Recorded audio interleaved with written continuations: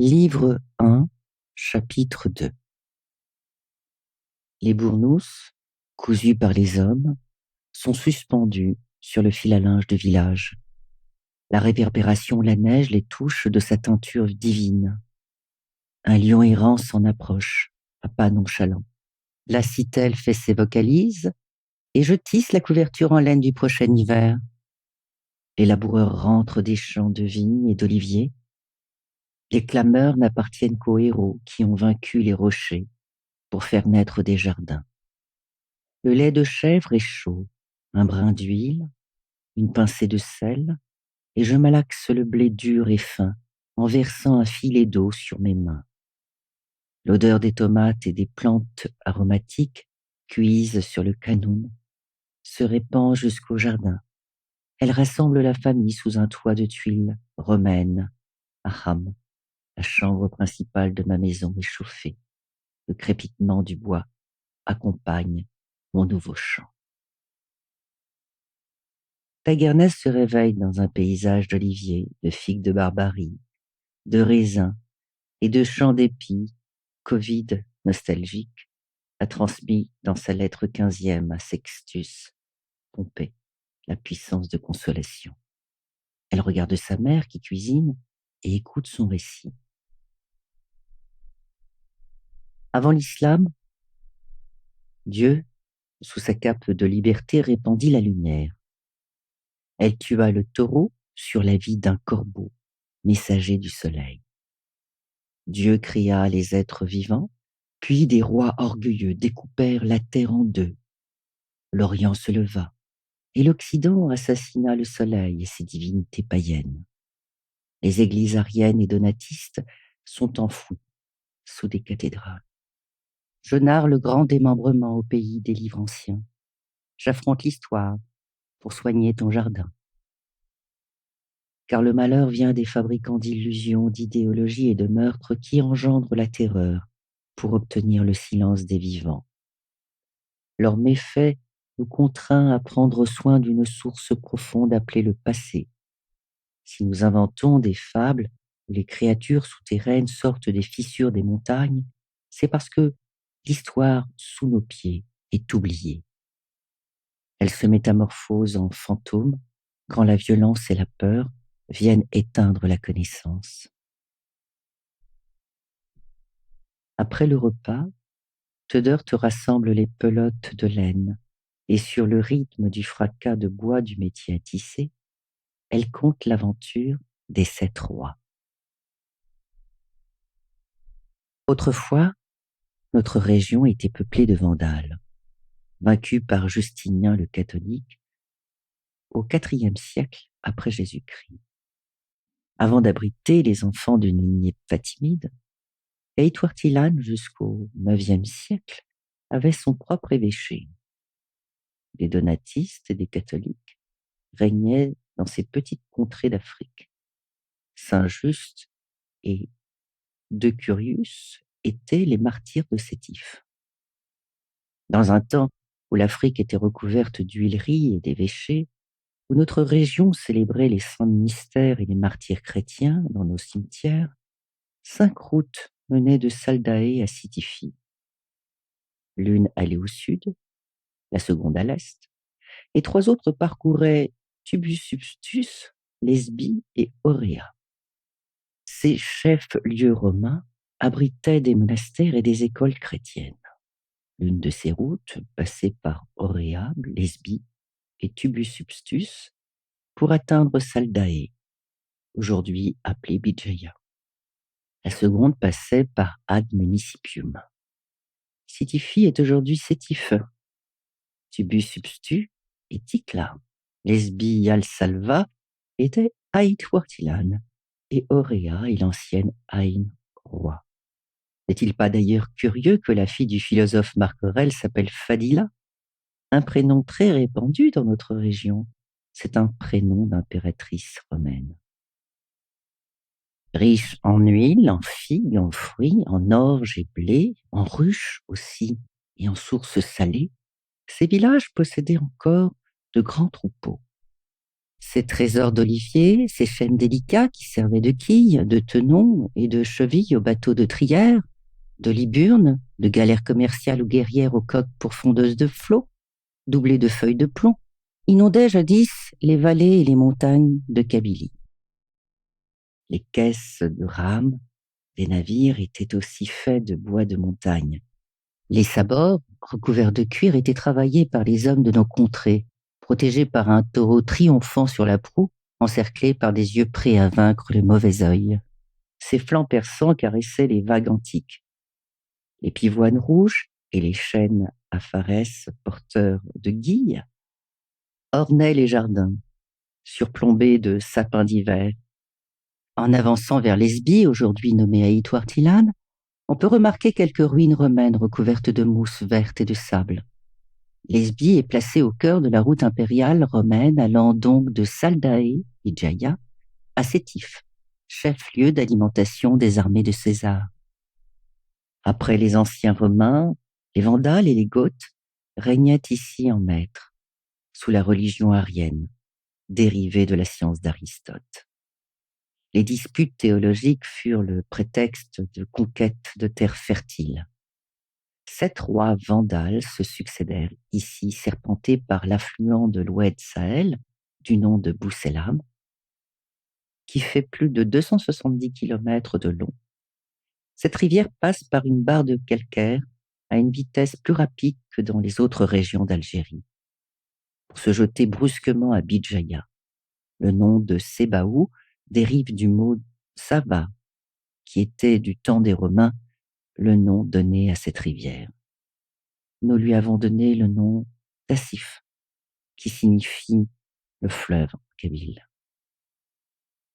En 370 après Jésus-Christ, Samak est assassiné par son demi-frère Firmus. Pour assurer la paix dans la région, le chef indigène Samak, fidèle sujet de Rome, fit construire un château fort qui s'élevait sur une montagne dominant la Soumam et qui s'appelait Petra, la roche. L'inscription se termine par des protestations de loyalisme envers Rome et par la mention des services que Samak avait rendus en amenant la soumission des tribus voisines. Samak n'est pas un inconnu, il est question de lui et de son domaine.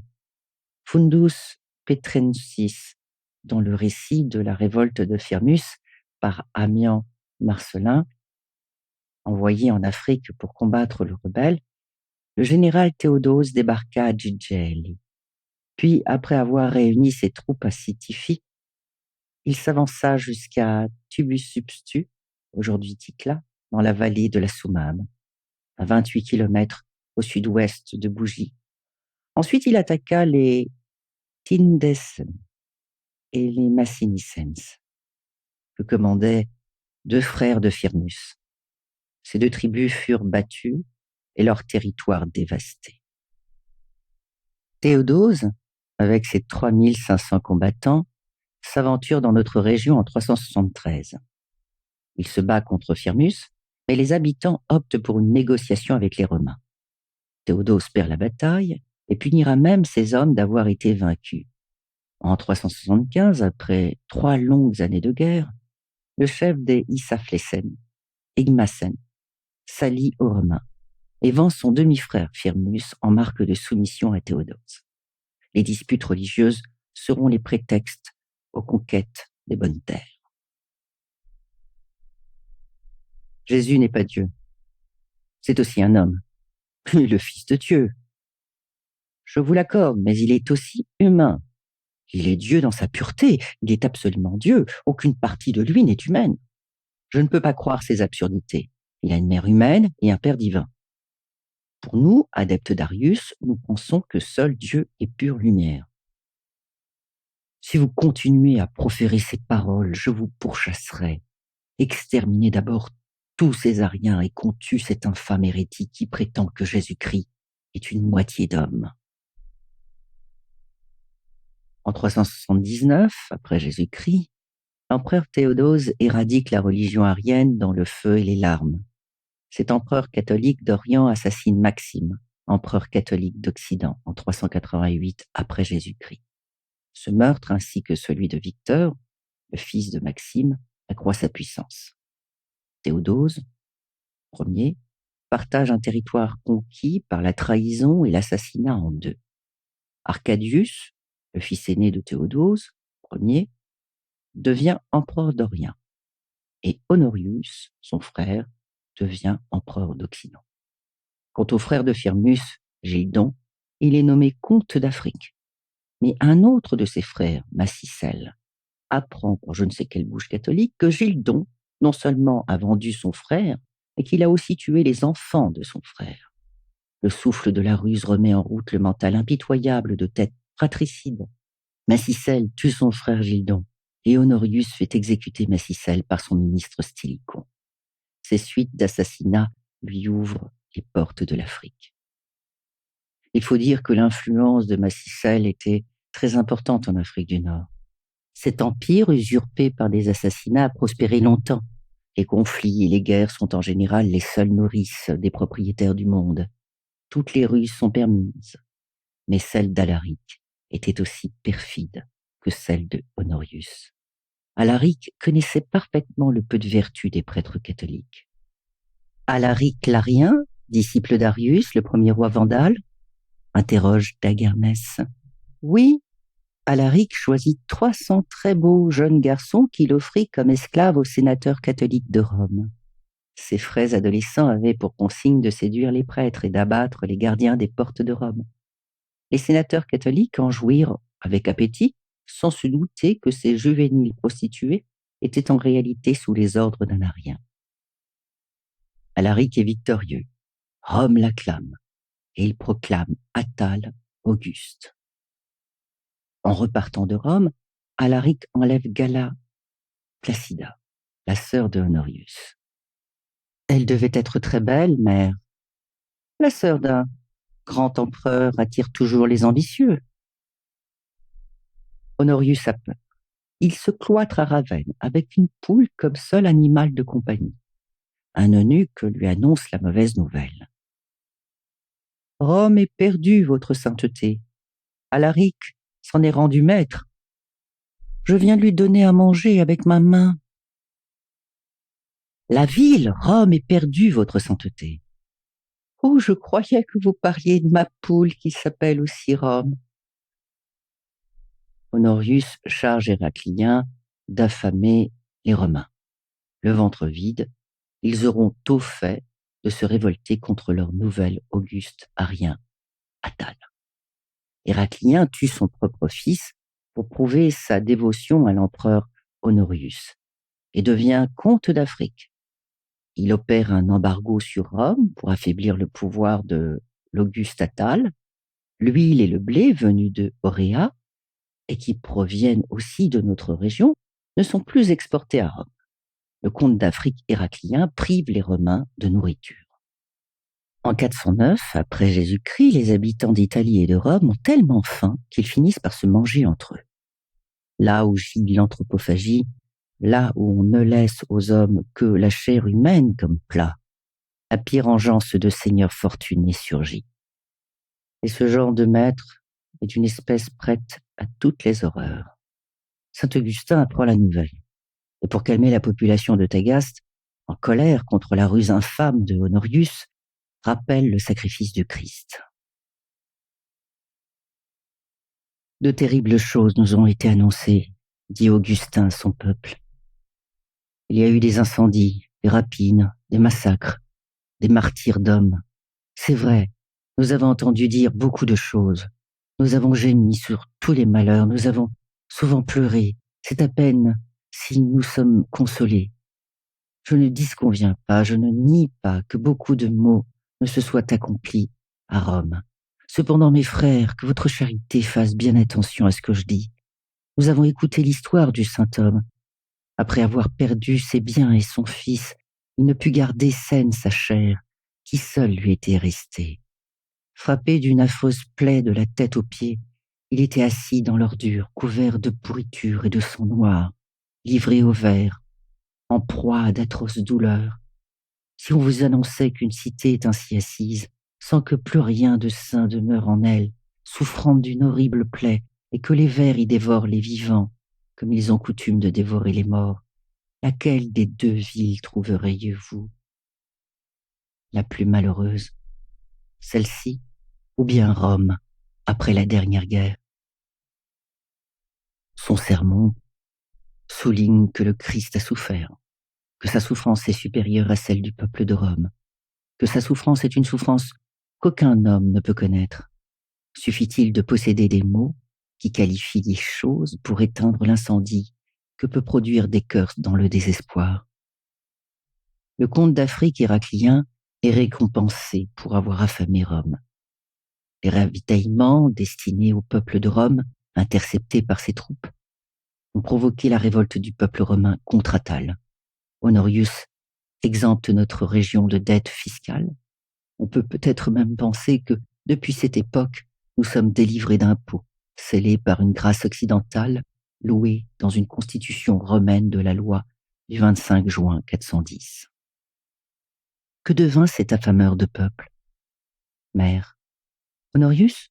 Non, l'autre affameur, celui qui a exécuté les ordres de cet empereur stupide. Le comte d'Afrique héraclien a voulu se venger. N'oublie pas qu'il a tué son propre fils pour plaire à Honorius, qu'il a affamé des peuples entiers. Eh bien, il a tout simplement été exécuté à Carthage en 413, sur ordre de cet empereur stupide. Ou peut-être, mère, qu'il était tout autant assoiffé de pouvoir que son maître Honorius. Sûrement, car ce n'était qu'un petit gradé lors de son ascension vertigineuse au rang de comte africain. Héraclien a même assassiné Stylicon sur ordre de Honorius. Stylicon est d'origine vandale, mais romanisé, et surtout régent de l'Empire romain d'Occident en 408. Il est pour ainsi dire le tuteur de Honorius, parce qu'il était marié à Séréna, la nièce de Théodose Ier. Stylicon était un grand général qui a vaincu Alaric Ier en 402 à Pollenza, en Italie. Stylicon a même marié 2 de ses filles à Honorius. Maria meurt en 407, sans avoir consommé son mariage, et Thermancie est répudiée un an après la mort de sa sœur. Je ne crois pas que cet empereur stupide aimait les femmes. Qui était le deuxième roi arien, mère? Atophe succède en 410 à Alaric et épouse Galla Placida en 412. Atophe conquiert Valence, Narbonne, Aquitaine, Toulouse et Bordeaux en 413. En 414, Atophe, fou amoureux de sa femme, l'épouse une deuxième fois. Ils ont un enfant et sont heureux. Honorius n'est pas content. Il connaît l'art du sadisme sur les populations. Comme à son habitude, il ordonne à son général Constance de bloquer le ravitaillement provenant de notre région vers l'Aquitaine. Il affame encore d'autres peuples, mère? La stratégie est vieille comme le monde. Et notre région était à cette époque une terre nourricière qui alimentait ou affamait les autres parties du monde. Théodose II succède à son père Arcadius, empereur d'Orient. Constantin, roi de la Grande-Bretagne, est vaincu par Atophe. Atophe ne suit pas le projet de Alaric. Il ne traverse pas la mer pour rejoindre l'Afrique. Il ira du côté de la Gaule, mais sera finalement assassiné en août 415 à Barcelone. Gisséric, qui le succède, extermine les enfants d'Atophe pour épouser Galla Placidia. Mais il est lui-même assassiné par Valia la même année. Pulchérie, la sœur de Théodose II, interdit le paganisme, le judaïsme, les anciens cultes romains. La philosophe Hypatie, à Alexandrie, est d'ailleurs l'une de ses victimes. Cette néo-platonicienne instruisait les mathématiques et la philosophie, Aristote et Platon, autant à des chrétiens qu'aux païens. Vêtue d'un himation, elle savait extirper l'essence des textes de Plotin sans se fier à aucun autre jugement que le sien. Les chrétiens la découpèrent en morceaux dans une église, puis brûlèrent ses membres à Cinaron au mois de mars 415. En 418, saint Augustin est inquiet. Il a peur que de nouvelles guerres n'envahissent sa contrée. Il demande à son fils Fauste de remettre une lettre à Boniface, qui patrouillait nos côtes de Numidie. Fauste, que dit l'évêque d'Hippone dans cette lettre?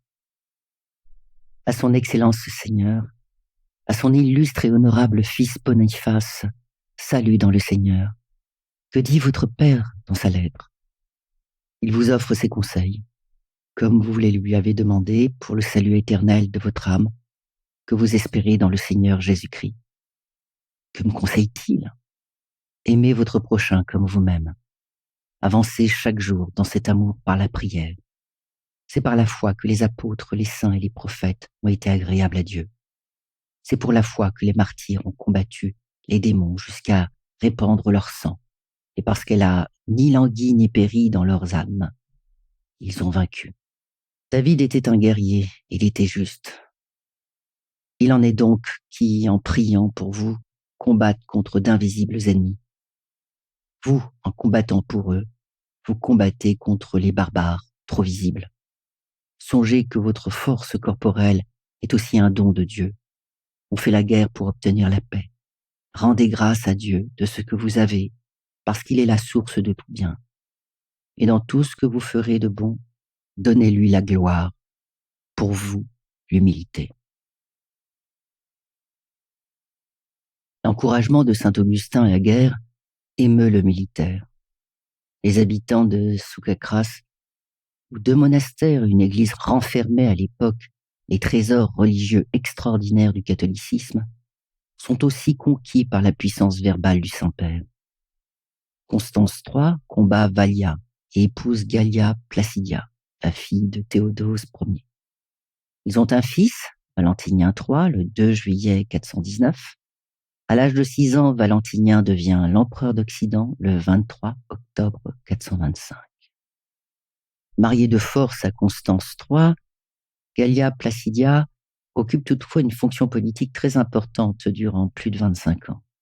Cette femme de tête désigne Boniface, gouverneur d'Afrique. Placidia, vous êtes la femme de Constance III. Vous ne pouvez laisser Boniface commander seul. C'est une erreur de donner les commandes de l'Afrique à Boniface. Si vous ne connaissez pas ses intentions, je peux vous les dire, insiste Aetius. Il est gouverneur et rien d'autre, réplique Placidia. Il veut créer un royaume qui ne serait qu'à lui seul, vous dis-je. Vous pensez à mon fils, Valentinien III? Vous pensez que je l'oublie? Placidia, Boniface, gouverneur d'Afrique, pourquoi lui donner autant d'importance? Pourquoi pas, Aetius? Ne savez-vous pas qu'il est l'ami des douteux ariens? Renvoyez-le, il causera la perte du catholicisme. Je vous obéirai. Boniface s'allie avec les Vandales et occupe même les côtes d'Espagne. Vous m'avez trompé, Aetius. C'est trop tard. À cause de votre jalousie, Boniface et les Vandales ont découpé l'Afrique du Nord en 3 parties, dit Placidia. Je sais, ils nous déclarent la guerre.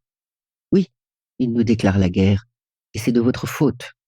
Et ils se partagent les terres. Et nous? Que nous restera-t-il? Que restera-t-il aux catholiques?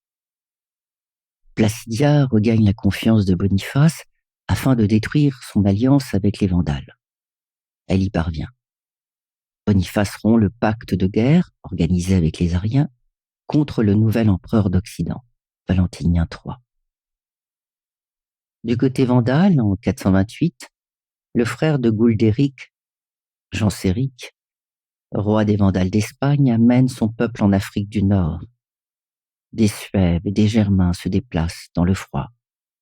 80 000 personnes émigrent dans nos régions.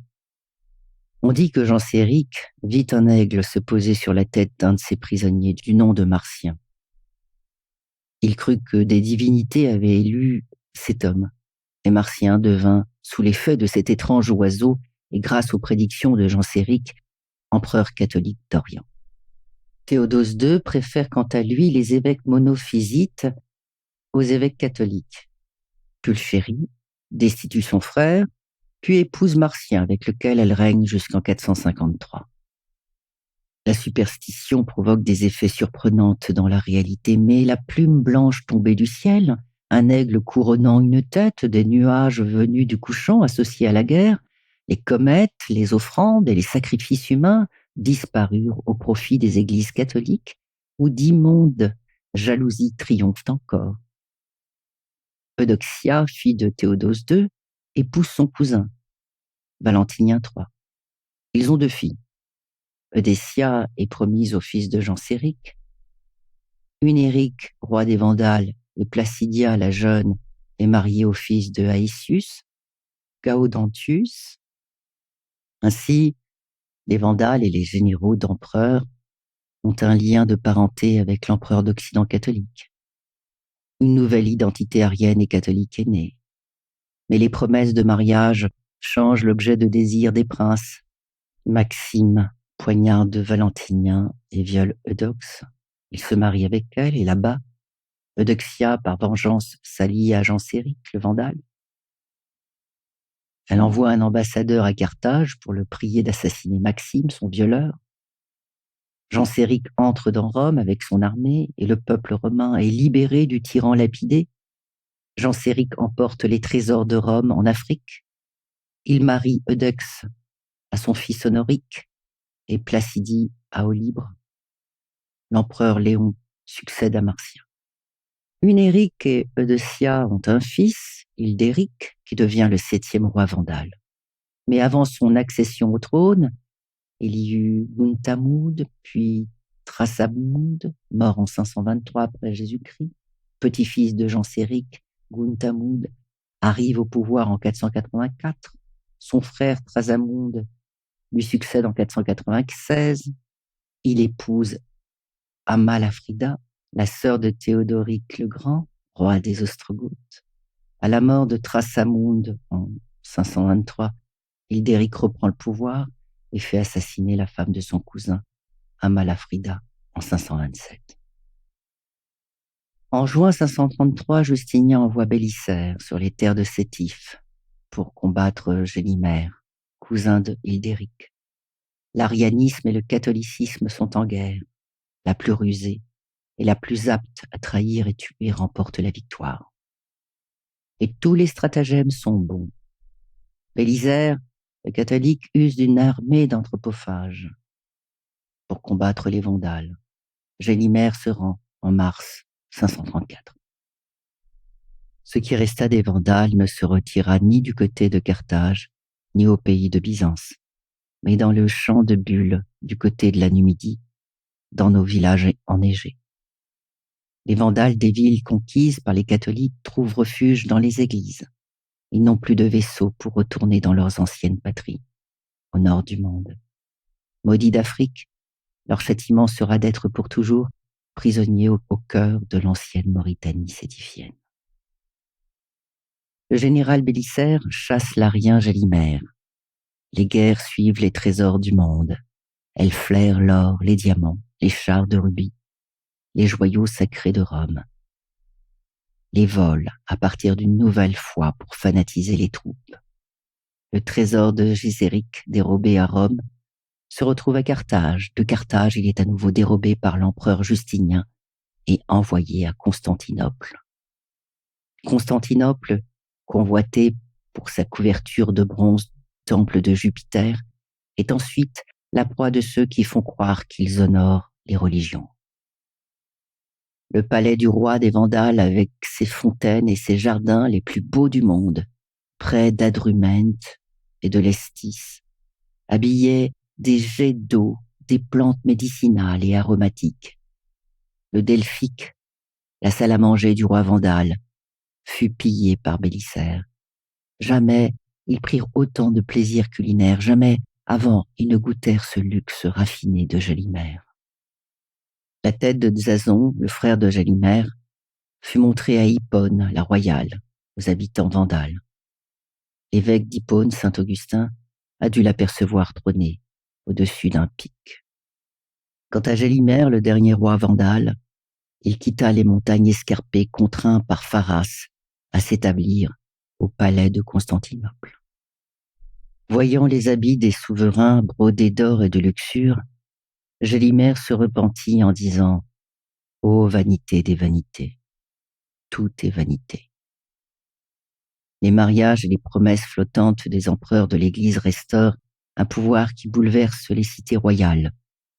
Des chefs d'empire sont à l'image de leur Dieu, d'un seul Dieu s'il le faut, pour contenter l'épidémie de la croyance au monothéisme.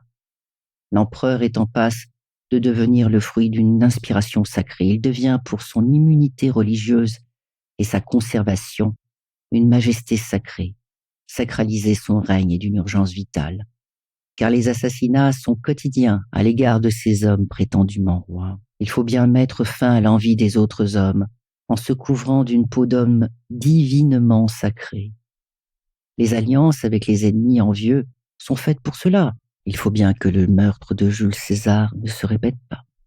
Il faut éviter le sort des précédents empereurs, et uniquement pour cela, leur ruse consistera à revêtir le manteau chrétien. Mère, les crimes et le pouvoir sont-ils liés? Comme nos deux mains. Demain, nous irons au Fondouk de Bouchiba vendre nos produits. Dors, Taïgernès. Il y a tant de choses encore à savoir. Et le sommeil est là pour ranger l'histoire intelligemment dans nos vies. Mais il y a aussi tant à faire demain au marché. L'inaccessibilité de nos montagnes nous préserve des prédateurs et des usurpateurs de peuples depuis l'époque romaine. Pourquoi fabrique-t-on de la fausse monnaie, mère? Nos bourreaux et nos industries ne nous suffisent-elles pas? La réponse est claire, mon enfant. L'industrie de la fausse monnaie nous garantit seulement les désagréments inutiles pour voyager.